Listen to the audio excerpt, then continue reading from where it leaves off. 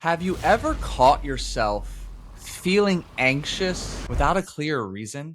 Or perhaps you've suddenly noticed a low-grade frustration just sitting in the background without ever actually being able to pin what that frustration is attached to. It's almost as if you feel, whether it be the anxiety, the frustration, the agitation, you feel as if something is off, but you can't quite explain it. I'm here to tell you it's not random. Most people don't realize that they're living in the same emotional state on repeat. Different day, different environment, different circumstances, same internal experience. And maybe you can relate. Maybe you call it stress. Maybe you label it anxiety, maybe even pressure, or perhaps you just chalk it up to, this is just how I am. But what's actually happening is far more predictable and far more costly. You're operating from what Ed Milet calls your emotional home. And your emotional home is the baseline emotional state that your nervous system has become familiar with and therefore wired to return to. Not what you want to feel, not what you say you value, what feels normal, what feels comfortable, what feels safe, and what ultimately feels like home. And again, for you, it might be anxiety, might be frustration. For many high performers I work with, it's a collection of pressure, urgency, even low-grade disappointment. But here is when this suddenly begins to become a problem. Your subconscious mind is not designed to make you successful, to help you stand out and thrive. It's designed to keep you alive, to help you survive. And it does so by keeping your reality familiar, comfortable, predictable, safe. So no matter how big your goals are, breaking 80, becoming scratch, scaling your business, closing bigger deals, getting married, your behavior will quietly organize itself on freaking repeat to bring you back home. Specifically, back home to the 2 or 3 emotions that feel most familiar, comfortable, and safe. And the sick, twisted part about all of this is those feelings, those emotions that feel familiar, comfortable, and safe, more than likely, they're not productive. They're destructive. Yet you continue to unconsciously strive to get your fix. And this shows up in many different areas of life, and it looks different for each individual. You might, for example, start around with confidence and suddenly find yourself tightening up for no explanatory reason. You build momentum in your business, and suddenly you start overthinking, hesitating, pulling back. You get close to a breakthrough, and something inside you subtly sabotages it. And all of this occurs not because you're lazy, not because you lack discipline, but because success at that level feels unfamiliar. And your nervous system and subconscious mind are working in tandem to bring you back to a place of familiarity. You're not sabotaging success as much as you're simply returning to your emotional home. And in today's conversation, I'm going to help you begin to, first and foremost, identify the core emotions present in your emotional home, and then walk you through a phenomenal exercise to help you begin dismantling and ultimately rebuilding your emotional home. And with that said, hey, welcome back to another episode of the Scratch Golfer's Mindset Podcast. Spoiler, this is not a golf mindset podcast. First and foremost, it's a peak performance and personal development podcast designed to help you get unstuck, out of your own way, and unlock your potential, which then shows up beautifully in every area of your life, including on the golf course. I'm your host, Paul Salter. I'm a high-performance hypnotherapist and mindset coach, and I work with high-performing individuals like you to help you unlearn the destructive patterns of feeling, thinking, believing, and behaving that keep you stuck and hold you back from becoming the best you. And I'm really excited about this conversation because it hits home, pun intended, because I'm a man who loves a good pun. I have a lot of relatability in this sphere of deep inner work because for a while I was trapped in a home that was riddled with scarcity, lack, and anxiety. And it was upon discovering this concept, first introduced to me through Ed Milet, that really helped me connect the dots and then build my own solutions, strategies, and tools to absolutely demolish that emotional home that was keeping me trapped and holding me back from next level success, to ultimately helping me create the home I have today, where there's emotions of joy, contentment, challenge, fulfillment, love, safety, and abundance, all in abundance. And I want that for you. Before we dig into a story and the meat and potatoes of this conversation, thank you. Thank you for listening. Whether you're an OG listener back from one of the first couple of episodes, or whether you're a relatively new listener, thank you so much for tuning in. I got an email this past weekend from one of the podcasting SEO tools I use, informing me that on Apple Podcasts in the golf category, this podcast is ranked number 5. Pretty fucking cool. And I owe that to you for listening, for sharing, for leaving a rating and review. Thank you so much. You know, I was just catching up with a great friend of mine just the other day. When our friendship really began to take off, we were actually both launching podcasts almost within the same week as one another. And that time frame is right about now. End of April, I believe, will mark 2 years for this show. First or second week of May will mark 2 years for him. He just released episode 99. This, I believe, is episode 151. And it's really funny, and feel free to go get a taste of this yourself, to go listen back to some of the first few episodes as I'm finding my footing, trying to determine what this podcast will be. Who and how am I going to show up? Who do I want to speak to? And if you have been a long-time listener, I have an imagination you've noticed significant change, redirection, pivoting, and growth. It's a night and day, stark fucking contrast between the first 10 episodes and where we are today. Regardless, my goal remains the same: to continue providing you as much value as possible, to continue becoming a better storyteller, interviewer, educator, teacher, and coach, to empower you with all you need to get unstuck and take what it is you learn and hear in these conversations and absolutely fucking apply it so you can become the best you. That's my goal. It won't change. The best is yet to come. But thank you again, seriously, for listening. It means more to me than you know. And with that said, let's dig in. I want to start with a story. One that I have an imagination many of you listening unfortunately have some relatability to. I want to talk to you about one of my clients who, growing up, being at home, it never felt steady. Now, necessarily, it wasn't chaotic all the time. It wasn't yelling every single night or anything like that, but there was always an underlying sense of tension. And in his words, he described childhood as feeling as if he was constantly walking around on eggshells, just waiting for something to happen. Why? Because his dad liked to drink. And when dad drank, his anger was next level, unpredictable, explosive, disproportionate to whatever had just happened. So as a kid, he learned something very quickly. Keep the peace. Don't say the wrong thing. Don't draw attention. Don't make a mistake. To hear just the anxiety riddled in those few sentences I shared, and honestly, he had good reason for those ambitions, those goals, those intentions. It was to protect himself, to minimize dad's explosive anger, because he never knew what might set him off. And here's what's important. This environment didn't just shape his childhood, wasn't even just a breeding ground for some of the patterns that served at that time and ultimately plagued him in his adult years. This environment trained his nervous system. It taught him that home wasn't calm. Home was tense, on edge, waiting for something to go wrong. Fast forward 20, 30 years later, when my client and I first started working together, he was already successful. His business was growing, solid golfer, just under a 10 handicap, fluctuating between an 8 and 9.5 or so. From the outside, everything looked like it was working. All was good. But internally, same pattern. He'd get into a big meeting, suddenly feel tight. He'd hear a piece of criticism or a piece of feedback and suddenly stop, abandon his mission, his ground, and try to people please, soothe, avoid conflict and confrontation. He'd start playing well and around and suddenly get cautious, tightening up. Things would be going too well, and he'd almost begin to brace for something to fall apart. And the more I got to know him, the more I could hear this in just his everyday dialogue, how he'd describe events, how he would talk to and about himself.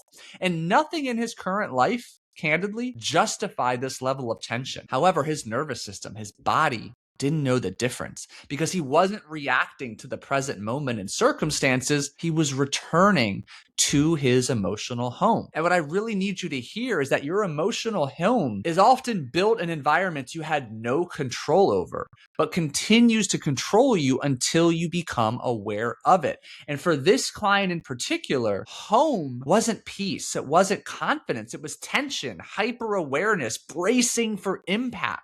So no matter how much success he created on the outside, his internal world kept pulling him back to what felt familiar. And it wasn't until we addressed that, not as strategy, not as swing, not as habits, but that underlying emotional baseline, that something was finally going to significantly and sustainably change. Another way to think about your emotional home is the 2 to 3 emotions that serve as the energetic current that really fuel the sabotaging behaviors that show up on a surface level, whether it's the avoidance, confrontation, procrastination, perfectionism, this performance anxiety. There are a subset of emotions that you continue to get your sick, twisted fix on because it feels safe, familiar, and comfortable. And the number one objective of your subconscious mind is to keep you safe. Your emotional home is rooted in psychological safety.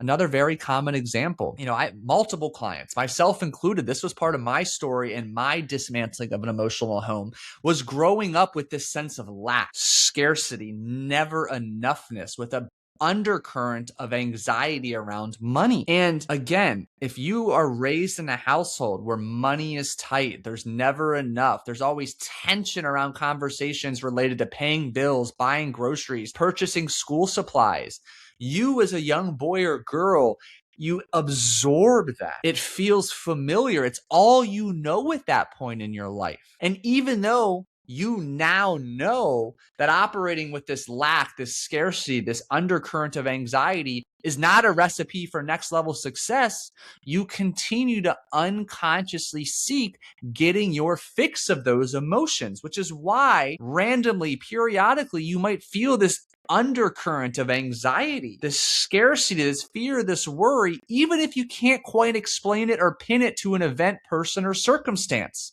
It's because deep down, it feels familiar. It feels safe. And you are wired to seek familiarity, comfortability, and safety because you are wired to survive, not to thrive. What I really want you to also hear is that when you're consistently exposed to these feelings, these emotions that are embedded within your psyche from mom, dad, the circumstances, the environment you grew up in, these same emotions are embedded into your identity. They help facilitate the building of your beliefs, the lenses through which you see yourself, the world, others. And it makes up a core component of who you are. And the challenge that so many people work with, and again, specifically men who are prone to being emotionally constipated. I was one of them for 30 plus years.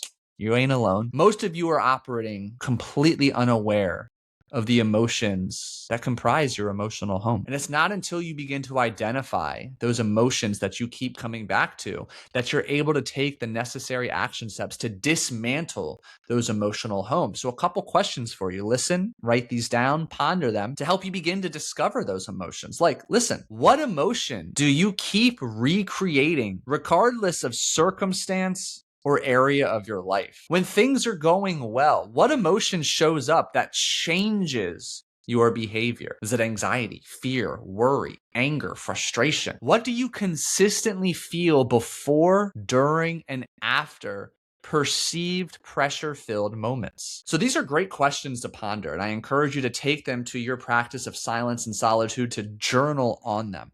But I want to do one better. And I'm going to challenge you to complete this exercise because in a very short amount of time, you're going to gain immense clarity on the core emotions that make up the foundation of your emotional home.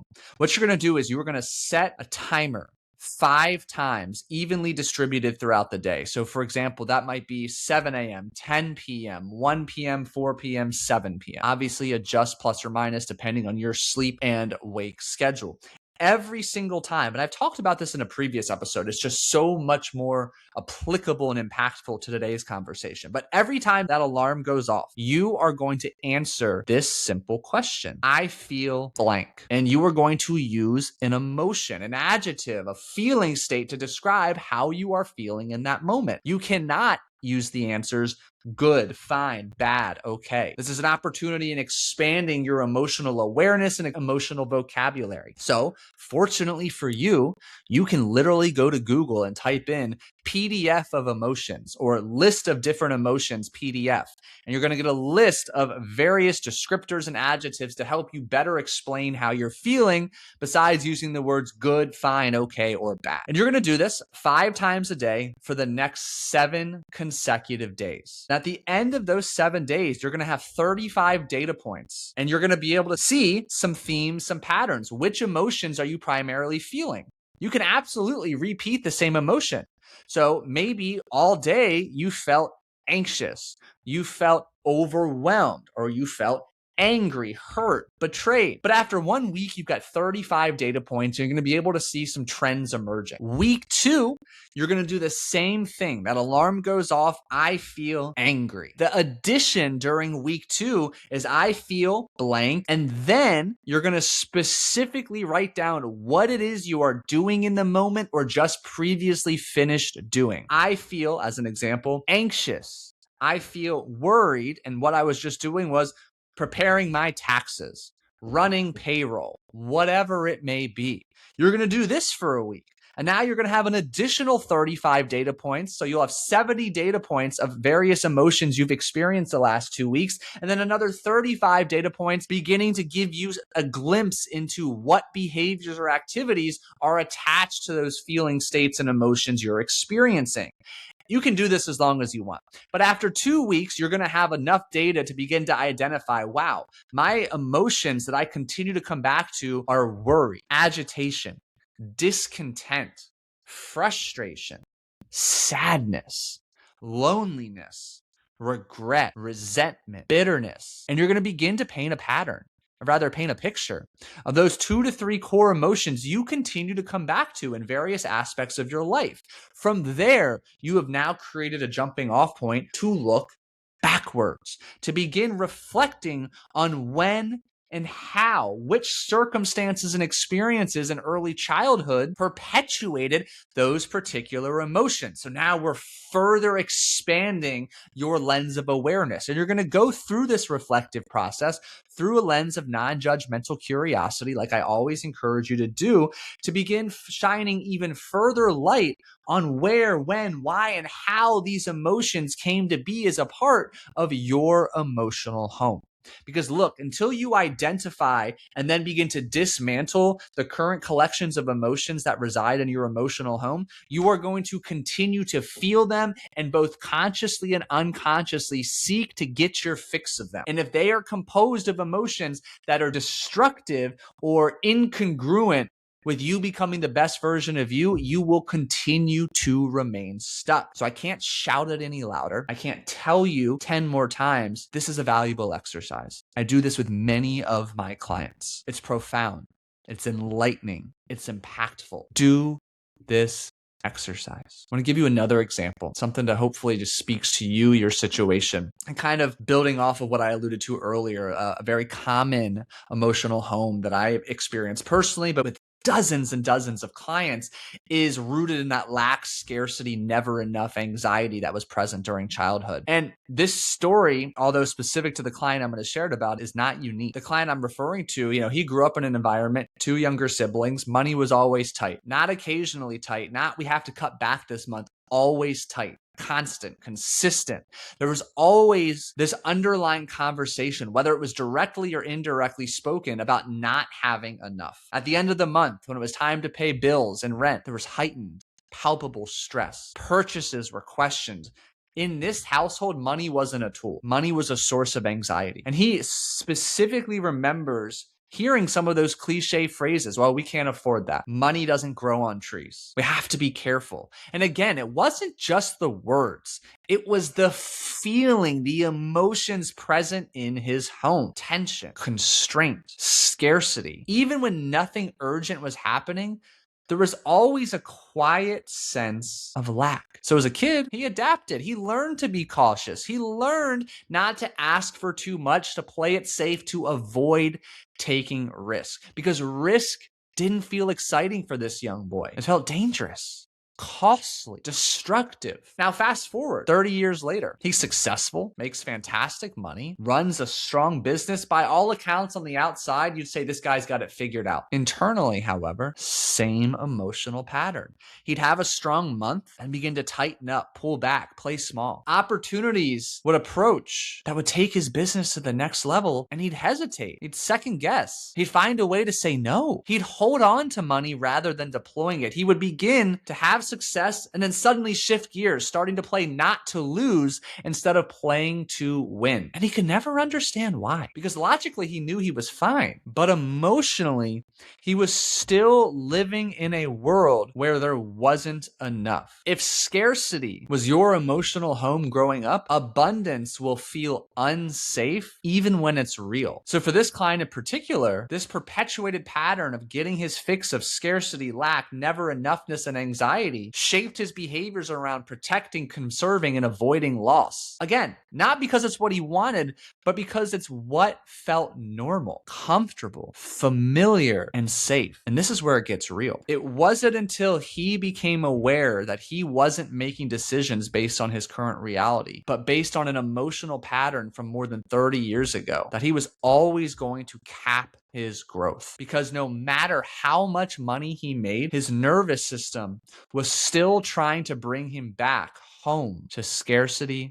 caution, and control. So I hope I got your wheels turning. I hope I have turned up the volume of awareness on the emotions that are always just there in the background. Sometimes for no good explanation. Maybe you've got a day off or you're on vacation and there's still just this undercurrent of anxiety. You had a record month. You just shot a personal best on the golf course, but there's discontent, mild frustration, agitation. What if it didn't have to be that way? What if instead you could find greater ease, experiencing presence, joy, fulfillment, contentment? It can be that way. First, however, you need to identify the emotions that form your emotional home. And I can't stress enough the value, benefit, and impact of that 2-week exercise I shared with you. It's through that you'll gain immense awareness and clarity on what comprises your emotional home and what triggers you getting your fix of those core emotions. When you have that awareness, you can begin to feel and do different. Specifically noticing that when those emotions arise, how can you change your state, change what you're doing, change your internal dialogue to experience a different emotion? This is where the real work begins. It's feeling something familiar, in this case, anxiety, anger, discontent, rather than rushing through it, avoiding, numbing, coping, repressing, and letting an automated habitual program unravel. You sit with it. You're aware of it. You allow that wave of emotion to wash over you and you choose different, whether to speak different, move different, be different, do different. In time, that creates a different emotional internal experience. And to really accelerate this, your next step is get clear on the 2 to 3 emotions that you want, desire, and crave to be a part of your emotional home, this new home that you're building. Get incredibly clear on 1 or 2 action steps that you know bring you those feelings, because that allows you to reverse engineer the path there. So that when the anxiety hits, you're human, it's part of life. You're going to still hit that anxiety, that worry, that fear, that doubt, that uncertainty. But now you know what you can do to shift into a state of control, a state of calm, a state of presence, a state of joy, connectedness, love, whatever it is for you that you desire to be a part of your emotional home. Look, this conversation was quite tactical today. So if you didn't take notes, go back and re-listen. Take the notes, take action on the exercise I shared with you. And I'd love to hear what it is you uncover. How is this experience for you? So feel free, shoot me a DM. Remember, new Instagram at the Paul Salter. That's where I'm hanging out, posting content almost daily. Follow me there. Would love to interact with you there. And hey, if you found this valuable, look, I don't run ads. I have no intention of running ads, but I do ask that you share the show. Share the show with someone you know who's committed to becoming the best version of themselves, yet maybe he or she feels stuck. They need a different perspective. They need this, candidly, swift kick in the ass at times to think different so they can begin to do, be, and achieve different. Share the show. And look, it takes 30 seconds to leave a genuine rating, review, whether it be on Apple Podcasts, Spotify, or wherever you're listening. That goes a long way in continuing to give me the street cred necessary to bring on the fantastic guests that I've had the pleasure of connecting with. So if you haven't left a review, please, 30 seconds, that's all it takes. I would greatly appreciate it. And with that said, thank you for listening. Have a strong start to the week. Take action on what you learned here today, and I'll catch you in Thursday's episode.